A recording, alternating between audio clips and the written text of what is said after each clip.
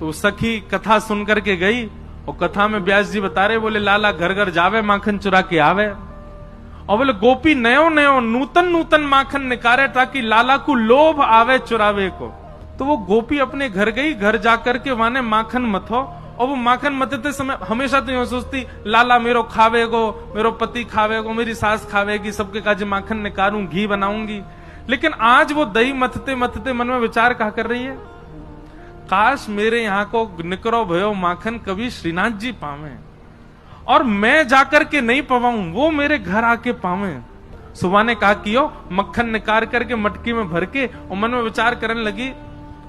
बोले अब उनको कहा पता होगी कि मेरे घर मक्खन निकोए, इतना बड़ो संसार, वो तो सबको ध्यान रखें, उनको कहा पता होगी कि मेरे घर में मक्खन धरो है। कोई बात ना, मैं ही बता के आऊं। मक्खन की मटकी संग में लेकर के गई और श्रीनाथ जी के मंदिर में खड़े है के सब तो दर्शन कर रहे हैं, और वो दूर से मक्खन के ऊपर की मटकी को भाग हटाए के ऐसे ठाकुर जी को दिखा रही है, लाला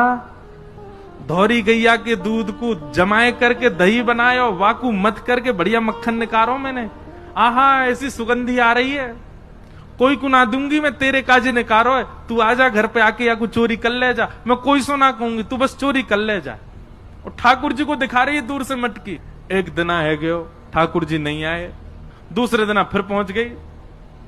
फिर दिखावे ठाकुर जी फिर भी नहीं आए। अब तो वाको नियम बन गयो, रोज मक्खन निकारे, और बोली मैं हूं देखूं कब तक नहीं आवे को, रोज पहुंच जाए और ठाकुर जी को मक्खन दिखावे। ठाकुर जी के लार टपकन लगी होठन में से वाक्य मक्खन को देख करके।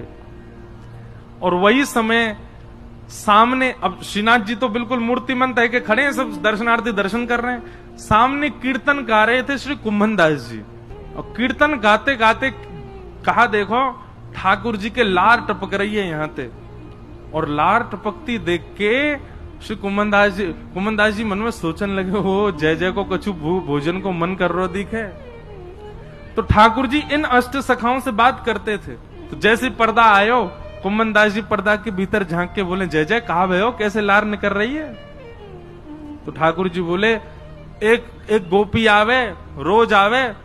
और रोज मटका में मक्खन लेके आवे, दूर से मुंह दिखावे और मुंह को लोभ दे के जावे, तो या को पाके जा। कुंभनदास जी बोले, अरे ब्रज के लोग तो बड़े भोरे हुए हैं, जय जय कोई बात ना है, आप दूर से ही स्वीकार कर ले, दूर से ना मेरी लार यही मारे निकल रही है, अब तो मोरो खावे कोई मन है रो है। बोले हजारों वर्ष है गए भैया, कृष्ण लीला के बाद चोरी ना करी, मेरो बहुत जोर ते मन है रोए, बाग गोपी के यहाँ चले, चल के चोरी करिया है।